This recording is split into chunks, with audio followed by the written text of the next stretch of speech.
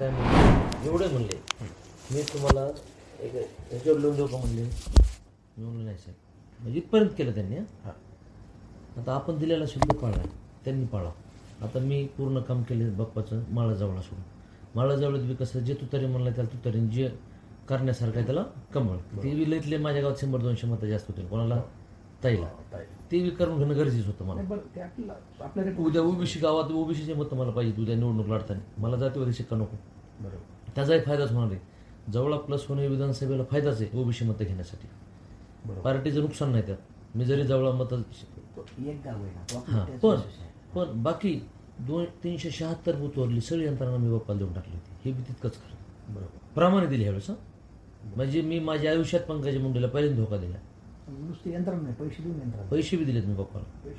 हां काय झालं मी सातोदराकडे गेलो आणि आता ह्याला होतो वाळगाला सगळे यंत्रणा दिली मी ह्यावेळेस. मी प्रामाणिकच बाप्पाचं काम केलं ह्यावेळेस. मनात काय झालं बरं का म्हणजे ह्या वातावरणामुळे तर नाही मी आधीच ठरलं होतं बाप्पाचं काम करायचं. 4-5 महिने आधीच ठरलं होतं. बाप्पाला उभा करण्यात सुद्धा मी बायला विचारा त्यांचं मत परिवर्तन करण्यात मी किती कारणीभूत होतो. म्हणजे सगळ्या प्रक्रियेत मी बाप्पासोबत रात्र थांबलो मुंबईत.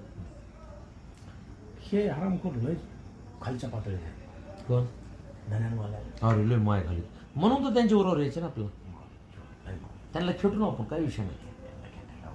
बीडमध्ये एखादा धनंजय मुंडेची आपण गाडी फोडू मी सारखा फाटका माणूस खेळतो. अरे मी तुम्ही तर आपण करू ते पण कधी ते इकडे आल्यावर मग ते फोडण्यात मी माझे त्याला एक ठोका एक दगड आपण 50,000 प्लस 1 कोटी 2 कोटी खर्च होत कमी होता आपल्या एका ठोक्यात.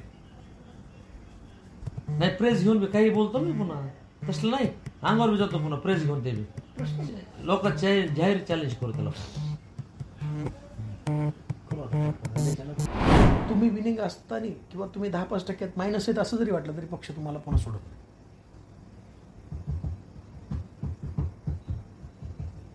आपला प्रवेश घेऊन टाका ना. आपण 3-7 मधून लवकर रिकाम होऊ आणि प्रवेश तारीख ठरवून टाका. आपण काय करू आता उद्या महबूब भाईला बोलवणार आपण बसू तिघं. महबूब भाई बी लय चिडलं याच्यावर आणि महबूब भाई काय तो दरबारी मनसबदार आहे. त्याची आपल्याला काही अडचण नाही. त्याची आपल्याला काही अडचण नाही आपल्याला त्याची नाही. आपल्या तिघाची एकामेकाला अडचण नाही. त्याला आपल्या तिघाच्या कास्ट वेगळ्या. त्याला माणसं गोळा करायची पक्षासाठी. पण मला सांगा मी तर लगेच फोटो काढून पवार साहेबात लावणार नाही. आहे तुझं दुकान याच्यापेक्षा हे तर आहेच आपल्याला. नाही ते तर आहे. ते तर एवढं मोठं त्याला काय वैभव येईल आपण तिथं बसलो. अरे मग आणि मी होय सगळी गर्दी करीन ना त्याला. रोज तिथं हाऊसफुल करीन गर्दी. जनता दरबार तिथं सुरू करू आपण.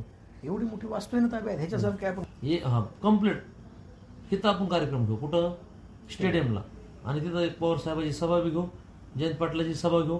एक कार्यक्रम बी होऊन जाईल आणि माहोल बी तयार होऊन जाईल. एवढी मोठी सभा म्हणलं सगळं मंत्रिमंडळ तुमच्या पक्षाला येईल. सगळे लोक येतील त्याला सदप्रवेशाला बाबूसाहेब सगळं. आपण मोठा जंगी कार्यक्रम ठेवू. संध्याकाळी 5-6चा कार्यक्रम ठेवू म्हणजे 6-7ला सुरू झाला पाहिजे.